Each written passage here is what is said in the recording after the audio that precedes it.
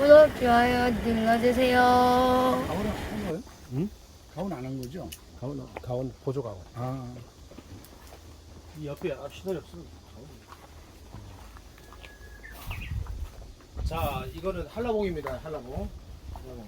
이거는 이제 보조 가온 했어요. 이제 털이 맞지 말라고 이제 한 거고요.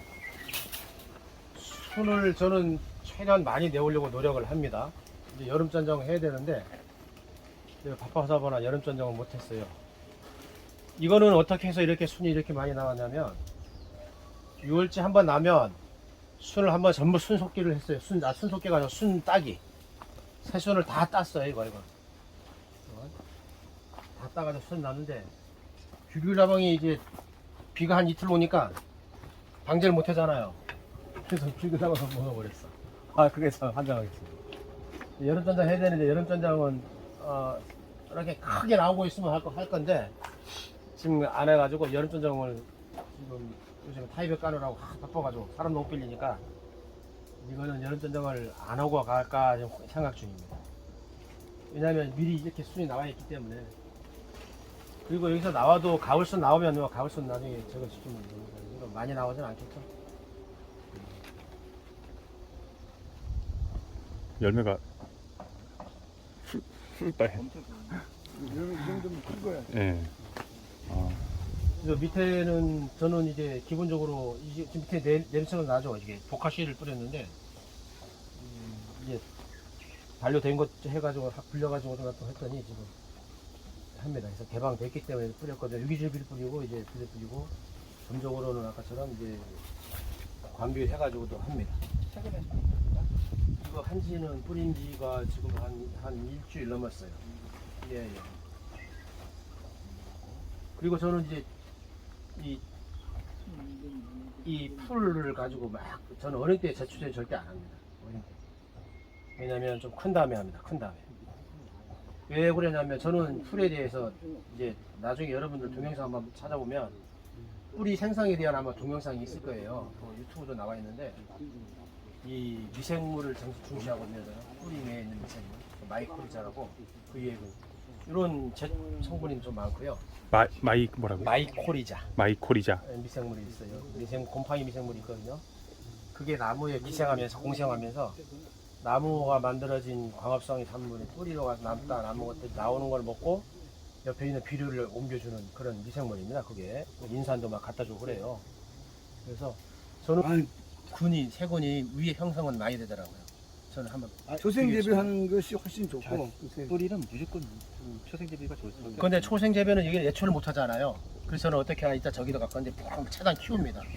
괜찮아요. 키워가지고 이렇게 큰 다음에 지금 이 상태에서 지금 주는 거거든요. 최대한도로 속에 있는 이렇게 하면 우리가 공기구멍을 인위적으로 만들어주는 거잖아요. 그죠? 이 풀이 크면 작은 거는 뿌리가 많이 못 뻗습니다. 거의 약간 이제 큰 풀 같은 거는 뿌리도 한 2, 3cm까지도 뻗어요. 그럼 제추제 주면은 보통 이제 큰 다음에 주면 뿌리가 끝까지 있겠죠? 그 뿌리가 죽으면 다 공기구멍이잖아요. 그래서 저는 그렇게 활용을 합니다. 그랬더니 이제 타보기도 하고 해봤더니 아무래도 이렇게 해주면 시설 안이라도 괜찮게 보기상으로는 그럴지 모르지만 저는 최대한도로 좀 간세현 내려도 괜찮고요. 하지만 저는 나름대로 키우기 때문에 이렇게 지금 이제 며칠 있다 좀 할 건데 이 정도 풀이 크면 이렇게 자라면 해충에 음. 좀 문제점 이런 건 없는지. 저는 풀 커가지고 해충 피해본 적 도움을 받았지 해충 피해본 적은 도움 없습니다. 받았다고요? 도움을 받습니다. 천적이 생겨가지고 네. 여기도 보면 어떤 막 무당벌레도 막 생기고 그래요. 그죠? 근데 이제 뭐 시설은 막아져 버리니까 잘 안 들어오는데 크게 해충 피해 본 건 없습니다. 여러분들 여기 있는 진딧물이 배웠잖아요. 안 배웠어요?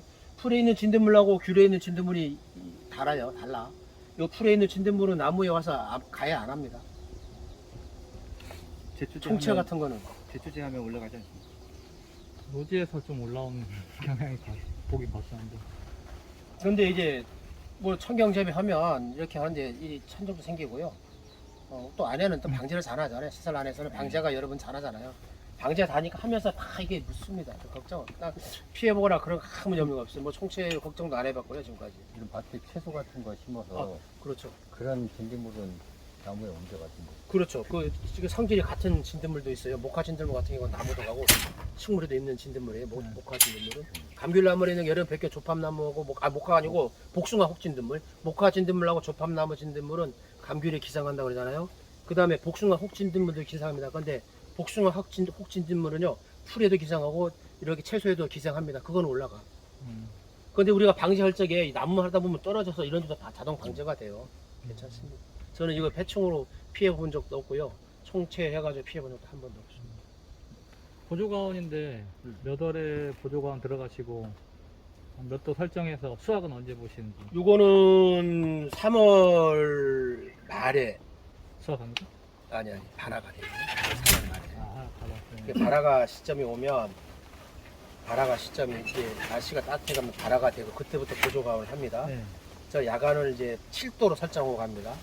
7도 해서 외부 온도가 오르면, 그죠? 외부 온도가 오르면 거기에 대비해가지고 1도씩 올려요.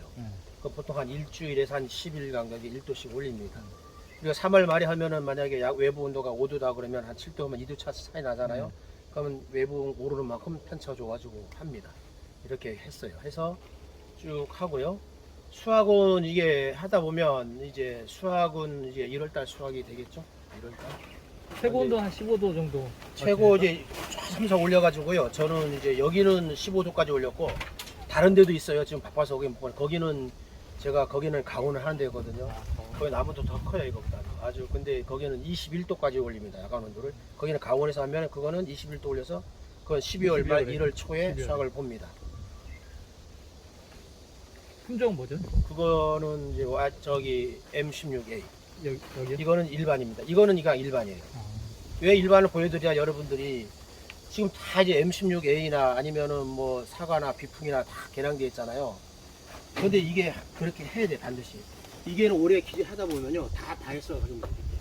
밑에 보면 뿌리 저기 부분 쪽에 보면 바이로이드가 많이 걸려 있어.